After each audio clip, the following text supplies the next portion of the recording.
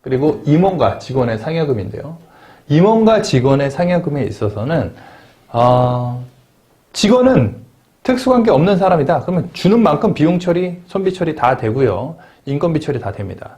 하지만 문제는 항상 우리 특수관계인, 특관이 있는 사람들에 대해 갖고 특히나 배우자 또는 자녀에게 자녀가 들어온 지 회사가 들어온 지 한 5년 정도 됐어요. 5년 정도 됐고 그 다음에 뭐 석사 학위가 있었다고 할게요. 그래서 좀 진급이 빨라갖고 과장이 됐다 할게요.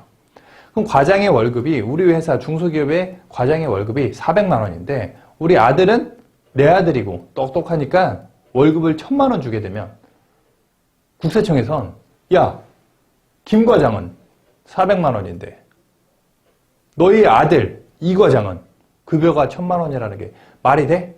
니네 회사에 1000만 원 받는 사람 있어? 대표가 1000만 원 받고 있다는 거죠. 그러면 뭐죠? 기존에 김 과장은 400 받고 아들 이 과장은 1000만 원 받아. 그럼 600만 원은 오버해서 준 거예요. 직급을 보게 되면 단순하게. 근데 국세청은 외형을 보고 형식적으로 그거 갖다가 판단을 할 수 있을 뿐이지 실제로 어떤 기여를 하고 어떻게 열심히 일했는지는 모릅니다. 그렇기 때문에 오해를 살 수가 있다는 거죠. 아들에게 1000만 원을 주고 싶어요? 그럼 아들의 능력이 돼요? 그러면 아들과 공동대표이사, 아들과 각자 대표이사를 하시면 됩니다. 그리고 1000만 원을 주세요.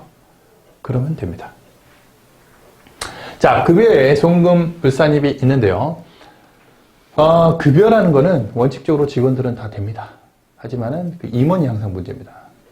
근로 제공의 대가로 정기적으로 지급하는 일반적인 급여는 사용인과 임원을 구분하지 아니하고 원칙적으로 전액 송금한다. 원칙적으로 전액 송금한다.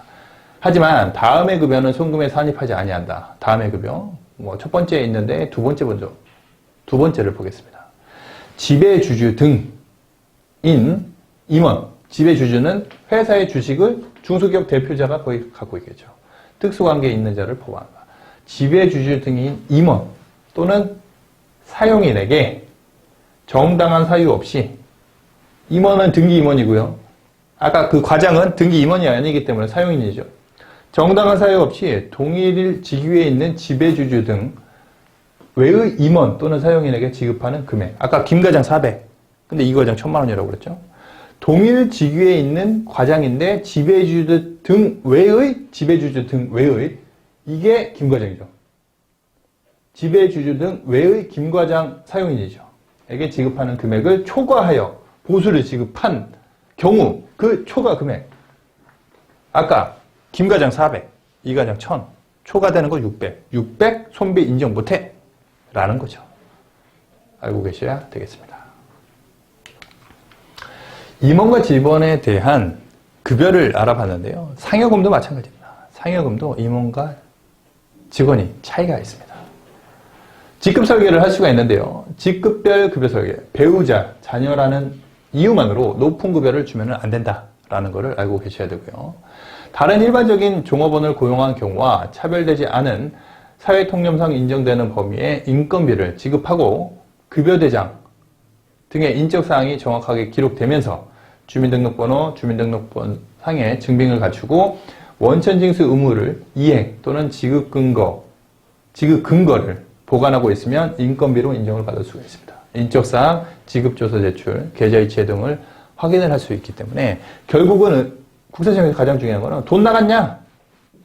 그 다음에 증빙이 있냐? 인적사항이 있냐? 이건데 가장 중요한 거는 돈 나갔냐가 중요하다고 보시면 되겠습니다. 그리고 실제 종사하지 않거나 그런 경우가 많죠. 해당 가족이 보통의 경우는 가족인데 며느리, 사위, 배우자 일 안 해요. 출근 안 해요. 근데 실제 종사하지 않는데 허위 지급하는 경우가 많습니다. 필요경비로 인정받지 못하는 거예요. 그리고 이거는 심지어 조세범 처벌까지 받을 수가 있기 때문에 조심하셔야 하는 것입니다. 그냥 법인에 이익금이 많다고 경비 떨어낸다고 대표가 다 가져가면 되지만 세율이 높다고 배우자나 일하지 않는, 출근하지 않는 배우자나 며느리한테 인건비 처리하면 안 된다라는 것을 보여주는 사례입니다. 임원과 직원의 상여금인데요. 회사의 급여구조. 회사의 급여구조가 이렇다는 거죠. 사원 200만 원, 비특수관은 200만 원. 근데 특수관계자는 뭐 300만 원. 대리도 마찬가지로 250만 원인데 여기는 뭐 한 380만 원. 점점 이게 차이가 나죠? 그러면 이사 같은 경우는 얼마죠? 500만 원. 근데 특수관계 이사는 얼마죠? 700만 원.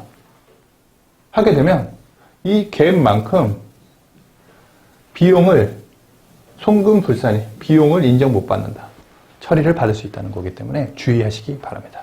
이거 자체가 세무조사에 또 타겟이 될 수 있는 가능성이 있기 때문에 각별히 주의를 하셔야 하겠습니다.